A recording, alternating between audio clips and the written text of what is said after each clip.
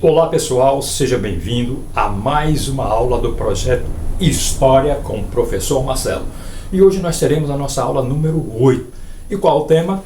Nós estaremos tratando dos fenícios, um povo aguerrido.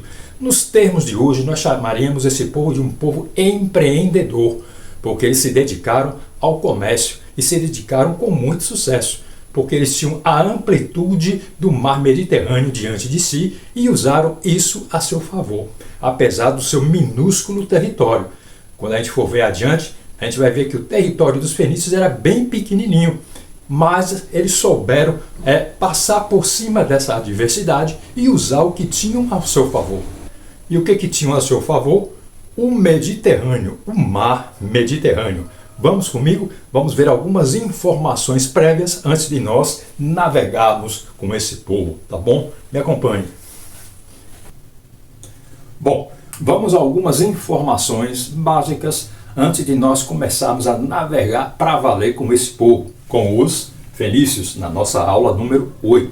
E as informações que eu trago aqui nesse momento estão aqui, né? Com relação aos fenícios, eles foram povos que viviam na região que corresponde hoje à Palestina, o Líbano, Síria e Israel. Ou seja, onde hoje se encontram essas quatro regiões, né, muito conhecidas, né, Israel, Síria, Líbano e a própria Palestina, onde hoje está essa região, era onde era ocupada pelos fenícios. Se você for olhar lá no mapa, um território bem minúsculo em comparação com os outros impérios que até então já existiam. Uma outra informação: desenvolveram o primeiro alfabeto.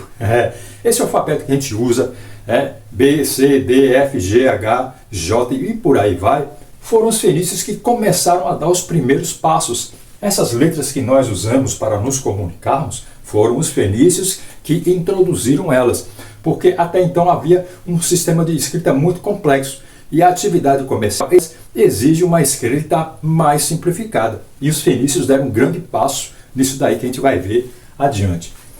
Outra informação: com o tempo, criaram diversas colônias e passaram a controlar o comércio marítimo no Mediterrâneo. E aí vem uma palavrinha que a gente ouve muito quando nós tratamos da história do Brasil. Brasil colônia. Tenho certeza que você já ouviu falar nisso, né? Não é verdade? E aqui nós temos esse termo sendo usado também com relação aos fenícios, porque os fenícios, assim como os portugueses, também estabeleceram colônias. E o que é basicamente uma colônia? Colônia é o território que sofre controle político, presta atenção, controle político, econômico e militar de outro país, denominado metrópole. Então, há essa relação. Onde há uma colônia, automaticamente há uma metrópole. A colônia é aquela que, resumidamente, obedece e a metrópole é a que manda. E no caso dos fenícios, eles foram metrópole. Eles se expandiram comercialmente também, que conseguiram conquistar colônias ao redor de si. O seu território era pequeno, mas em compensação eles tinham muitas colônias, sobre as quais eles exerciam influência política, econômica e militar. E nós vamos ver isso adiante. Nunca foram um reino ou império. Isso é muito interessante. Seu território era formado por diversas cidades-estados, que possuíam a mesma língua e cultura. Uma coisa interessante: enquanto os outros povos ao seu redor estavam se constituindo em reinos, os reis dominando tudo, de forma às vezes até teocrática, como nós vimos, né, através da monarquia, ou até mesmo império, os fenícios não chegaram a constituir nem reino e nem império. Não havia um país chamado Fenícia, não havia um rei dos fenícios. O que havia eram várias cidades que tinham governo próprio e cultura própria. A única coisa que as unia era justamente a língua e as tradições culturais. Então, a língua em comum entre essas cidades fez com que elas se mantivessem unidas, mas não havia um rei da Fenícia.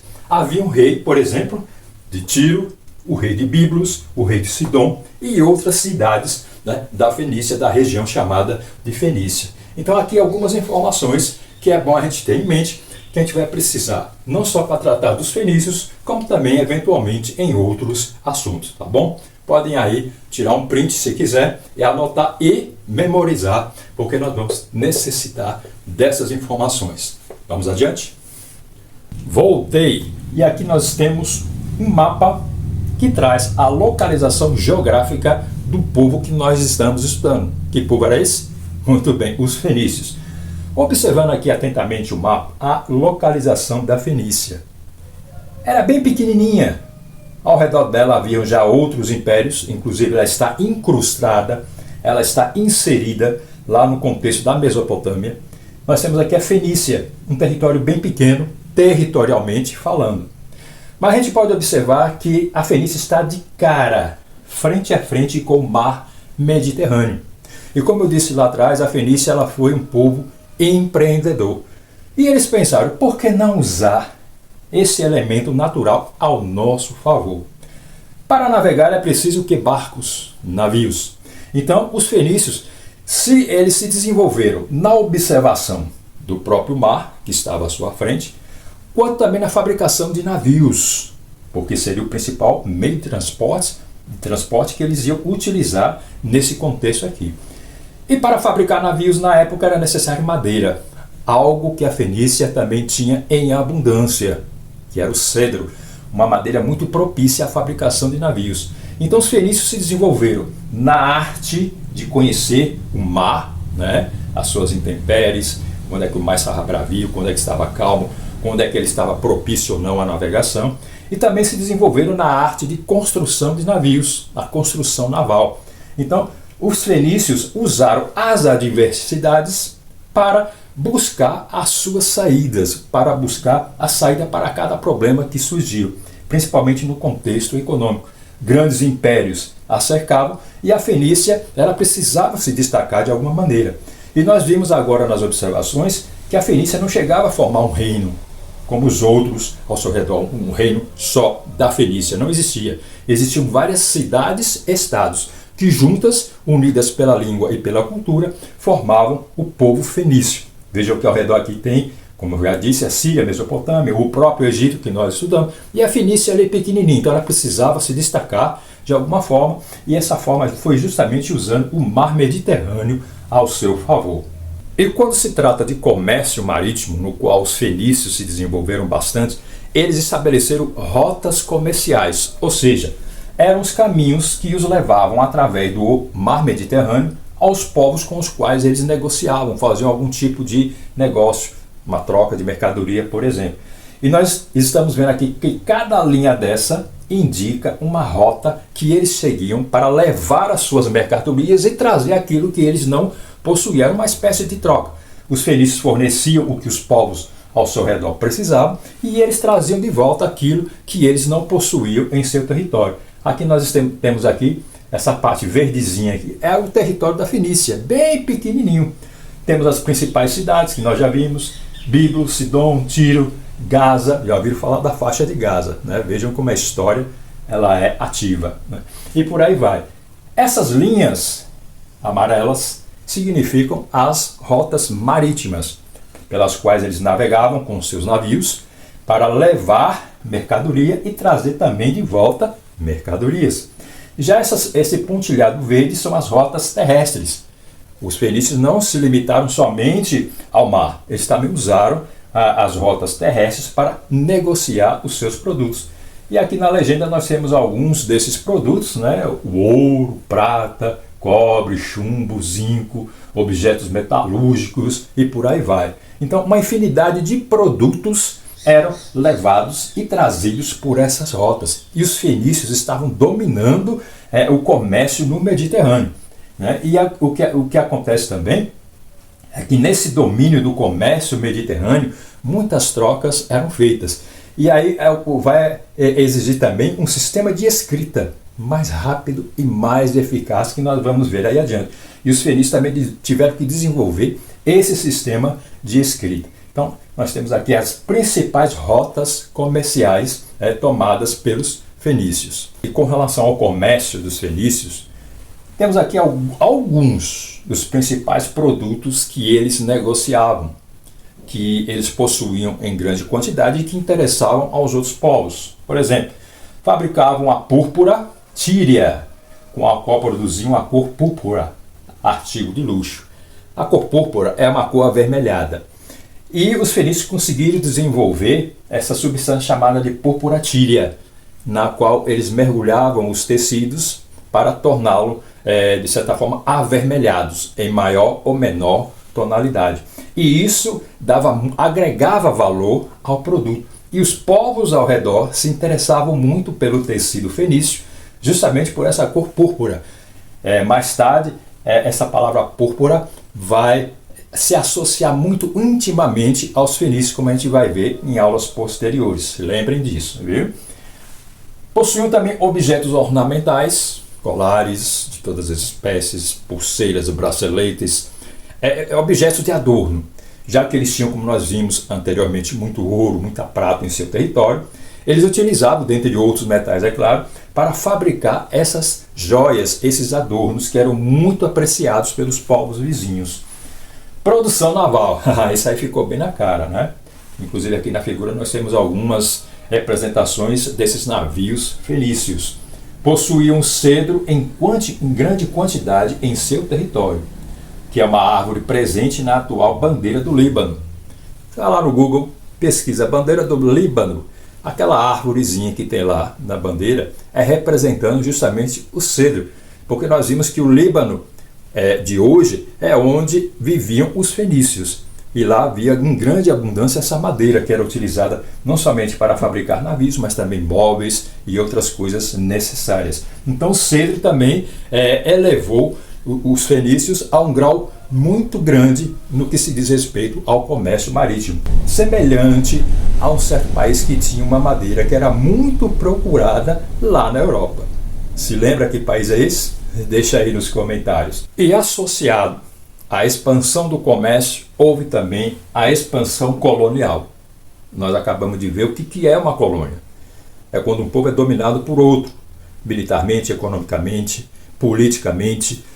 Era o que acontecia com a Fenícia, só que a Fenícia não era colônia, ela era metrópole, né? Aqui tem a localização da Fenícia, nessa pequena faixa verde, e cada seta vermelha dessa indica uma rota que levava a essas colônias fundadas pelos fenícios. E cada uma dessas colônias, que são esses pontinhos pretos aqui, serviam de entrepostos comerciais, onde os fenícios atracavam seus navios tanto para descarregar mercadoria quanto para carregar novas mercadorias. E dessas colônias eu quero que vocês gravem agora uma que vai dar muito trabalho a um pessoal que vive aqui, Roma. Quando Roma surgir, a gente vai ver isso, quando ela se estabelecer, crescer, se fortalecer, se tornar um império que começar também a se expandir, essa expansão romana vai dar de testa com uma colônia fundada pelos fenícios que vai dar muito trabalho. Gravem esse nome, Cartago. Cartago, que fica aqui bem lá no extremo da África, vai enfrentar o todo-poderoso exército romano.